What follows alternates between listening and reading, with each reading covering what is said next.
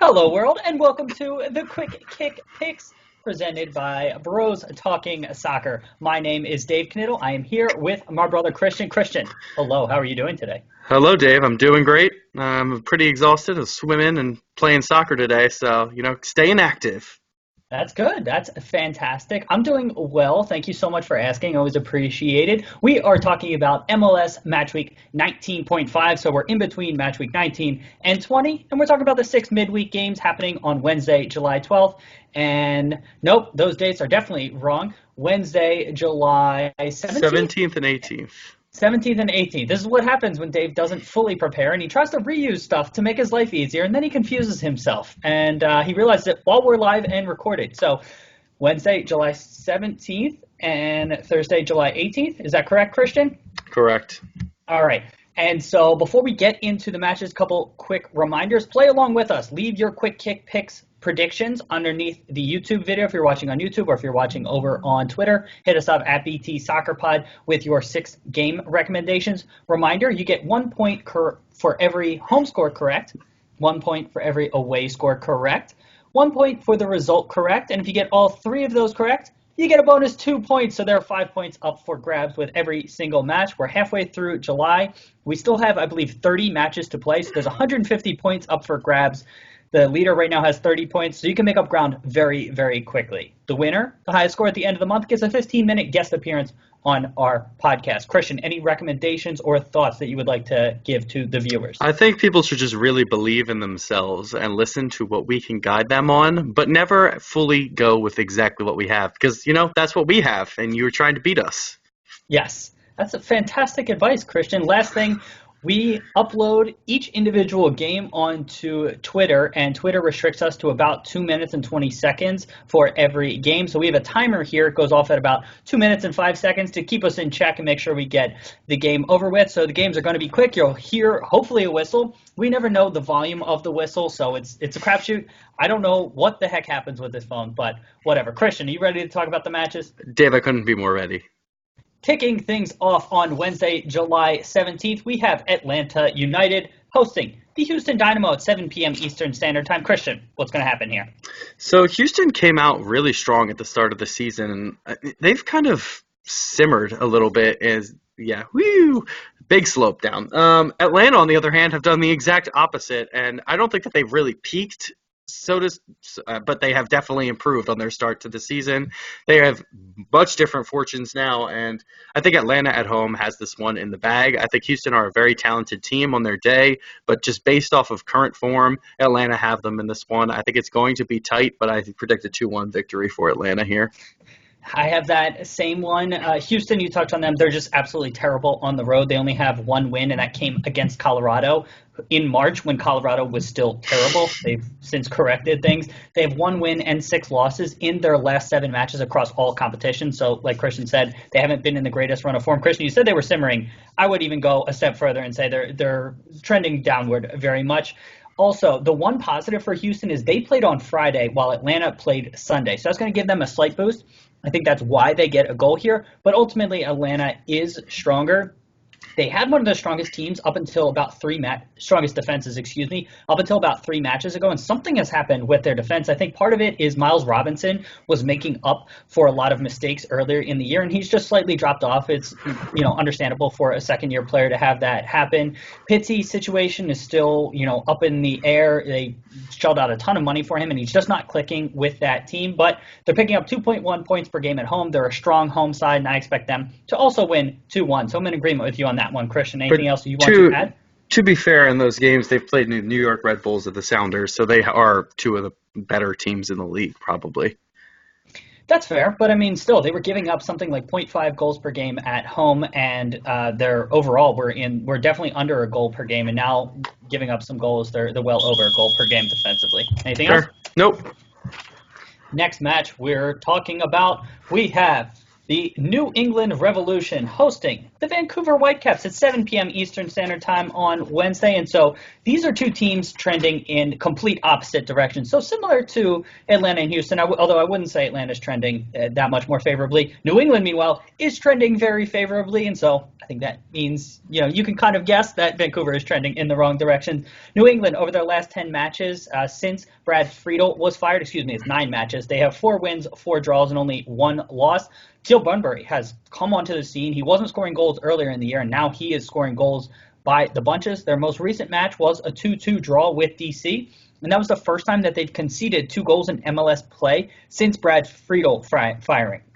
They were terrible defensively under Friedel, and Bruce Arena came in and stabilized that defense. That's been a huge key to their turnaround. Meanwhile, Vancouver, since the Friedel firing, again, it was just a simple comparison. He had nothing to do with them, but just for comparison purposes, they only have 2 wins, 5 draws, and 4 losses. So again, they're trending in the opposite direction. They've lost 3 straight in MLS. They only have 1 goal scored, 10 conceded in those last 3 matches. They're picking up 0.7 points per game on the road.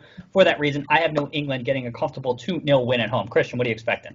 Well, after Dave really took away there every single point that anyone could possibly make with these two teams, I guess I will just agree with him that the Whitecaps on the road here have very little hope. I think New England, for as bad as they were at the start of the year, Bruce Arena has definitely stabilized the club.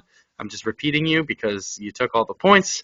And I'm sorry, I'm prepared for this. I'm so sorry that you are too. So I just think New England have this one in the bag. I'm predicting a 3-1 victory for New England here.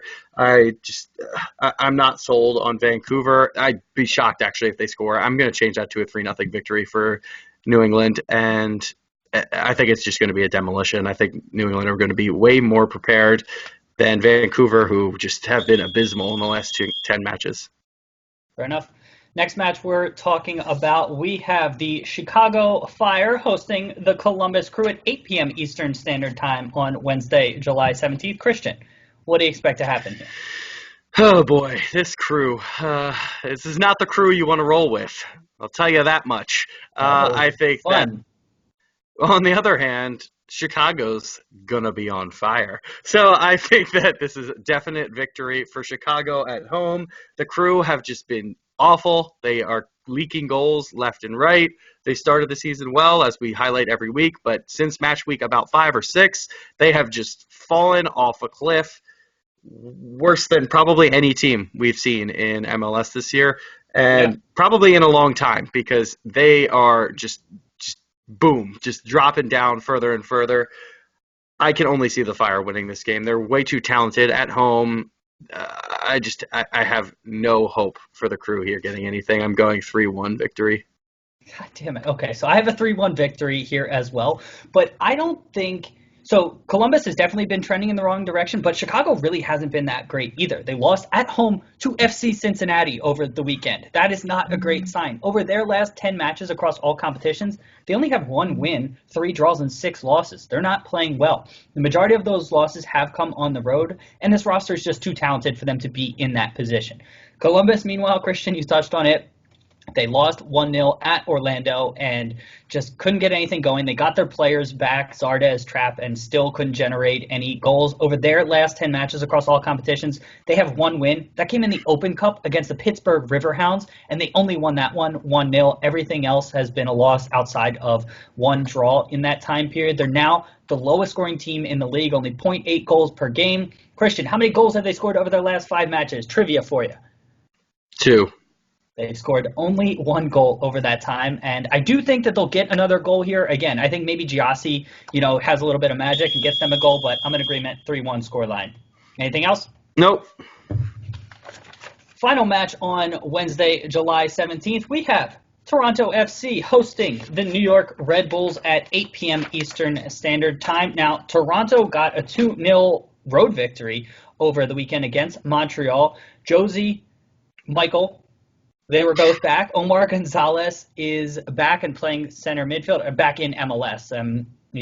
So he's back. He's playing center defense, not center midfield. It was listed as center midfield on the FUTMob app, and that completely threw me off, but I'm certain he played center back in that game. Pozuelo all four of them together, this is a different team than what we've really seen out of Toronto. I don't think, well, they certainly haven't had all four of them throughout the year.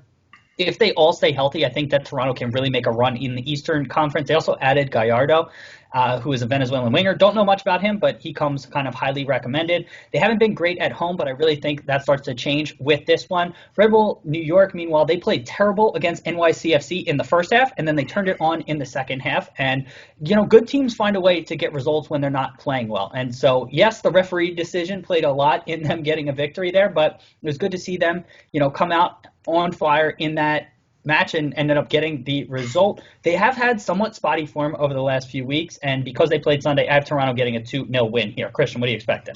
Very, very fortunate referee decisions went New York's way in that win, but I also think that they did not play very well specifically in the first half, as you highlighted. NYCFC definitely could have taken more from that game, but they didn't. And I think Toronto at home, you touched on it, have not been the best team in the league this year, but like you said, short week. I think there's going to be rotation just because of the traveling. Toronto are probably going to win this one. I know they won on the road at Montreal, but Montreal, as we've touched on, are one of the most inconsistent teams, and you never know what you're going to get with them. So you got a bad Montreal this week. Toronto now have all their stars back. You have touched on those as well with Josie, Michael Bradley. Is Orozco back? Is he another one on there? Am I thinking Osorio, that? you mean? Osorio, sorry. Yeah. And so with all these players linked back together, I could see them making a run, but I still don't think they're one of the top in the East. Score? 3-1. Next match, we are talking about getting to Thursday, July 18th. We have FC Cincinnati hosting DC United at 8 p.m. Eastern Standard Time. Christian, what do you think is going to happen here? Okay. So I feel like DC have been very inconsistent on the road specifically, and you never know what you're going to get. I'm going to be very bold here. And FC Cincinnati... I want to see you be brave, Christian. Dave, I'm going to show you how big my brave is. And I'm going to tell you right now, FC Cincinnati is going to shock a lot of people with a 2-1 victory at home this week. I think DC United have one of the more talented rosters in the East right now, but you just don't know what you're going to get. Sometimes they really aren't on, and it looks bad. I know they're playing probably the worst team that we've seen in MLS in a while, but I think that it's going to be a shock this week, and Cincinnati are going to get a win for... I think, did they win last week? Yeah, they're on. Yeah. They have two. They have a two-match win streak. So I think form is going to play a big role, specifically at home. They're going to have the fans behind them again, and this is going to be a shock victory. Okay, I like the bold choice. I'm having it being a 1-1 draw, but I'm in agreement with you that Cincinnati can get a result here. They won at Chicago last week. And really, I mean, you touched on DC, being somewhat inconsistent in the East. That's true of pretty much every team in the East. You don't know what you're going to get week to week. And so FC Cincinnati, they've scored in their last 3 matches after having the worst offense through the majority of the season, and that's no longer the case. Columbus has that honor now. One of those matches they happened to lose 7-1, but the other 2 they won, and so they're scoring. They're also not terrible at home. They're not great, but again, they're not terrible, and they have a little bit of momentum. So I think they're going to use that, be able to get a goal and hold DC to 1 goal. DC, on the other hand, they drew with the Revs on Friday. They haven't won a road game since April 24th against Columbus, and we've already touched on Columbus has not been very good. That's a 5-match winless streak for DC on the road. Acosta was suspended against the Revs. I believe he's back. It's going to be a boost for them, but I have it being a 1-1 draw. Anything else to add? Nope. Final match of our midweek action. We have the Portland Timbers hosting Orlando City at 10 p.m. Eastern Standard Time on Thursday, July 18th. And so Portland, in their last 10 matches across all competitions, they have 7 wins, 1 draw, and 2 losses. They are in very good form. Their draw came against Colorado at home over the weekend, though. So, again, it was a slight surprise seeing that. I didn't necessarily expect that. I expected them to get a win. Also, they took the lead twice in that match. So, again, not the best signs coming into that. It will be a positive that they don't have to travel midweek, and their weekend match is at Seattle. So we saw it a little bit with New York City FC and New York Red Bulls sort of benefiting from having the rivalry match close by. So I don't think you'll see a lot of lineup rotation, and they can come out strong midweek and then have a strong lineup on the weekend, and the trip isn't too far. Orlando, meanwhile, I am more worried about fatigue. They had cross-country midweek travel. They need to fly back home to play the Red Bulls on Sunday. they executed a relatively good fatigue game plan against the Union where they really sat back. They sort of lulled the Union to sleep and were able to get a result and probably should have won that match. And so I think Portland is going to learn from that and not sort of take it easy, and they ultimately get a 2-0 win here. Christian, what are you expecting? Yeah, I'm definitely picking Portland to win this game. I think Orlando's one of those tricky teams that can get points on the road, but I think that they're just so much better at home. They did get a point in Philadelphia against the team that's top of the East, but the Timbers right now are just in incredible form, and I don't think that there's any chance almost any team other than maybe LAFC are going to walk in there and really challenge them. I think is any given day, any team can walk in and give them a challenge, but I think on current form, you could say they're probably the second best team in MLS right now, which is kind of crazy. And Yeah, Minnesota and San Jose might like to have a word yeah, with you, but okay. Arguably, not saying definitely, but I think the Timbers are definitely walking out of this game. I'm guessing a big score line here. I'm going with a 4-1 victory for the Timbers here. I could see that happening. And also from Orlando, I mean, it's a Western Conference opponent midweek. I think you'll see heavy lineup rotation and them sit back. I also think even if they get down a couple goals, they won't open up and try to chase the game. They'll take a 2-0 loss. That's also factoring in. I could see it getting out of hand, though, Christian, so that's a good call. Yep. This has been the Quick Kick Picks presented by Bros Talking Soccer. We're midweek. I forgot to mention this earlier, so I'm dressed down in my polo. I've also predicted better in polos, so I am hoping that I have better predictions. What's up? Are we talking about the shirts here? I don't know if we were doing that. Yeah. What's that? Our shirts. Oh, we have shirts for sale. Is that what you mean? Yes. Okay, yes, we are wearing shirts, but we also have shirts for sale. Bros Talking Soccer. Go to brostalkingsoccer.com to check that out. $2 from every shirt sold over this next couple of weeks. So August 5th is when our orders will process. $2 from every shirt sold will go to One Goal United, soccer charity supporting developing nations and inner cities, trying to provide sustainability through soccer. So check that out. Support us and support an awesome charity. And this has been Quick Kick Picks. As I mentioned before, please, visit our website. Leave your predictions below. Christian, anything you would like to say to the viewers before we get out of here? There's really not much to say other than let's go get some matches played. See you, everyone.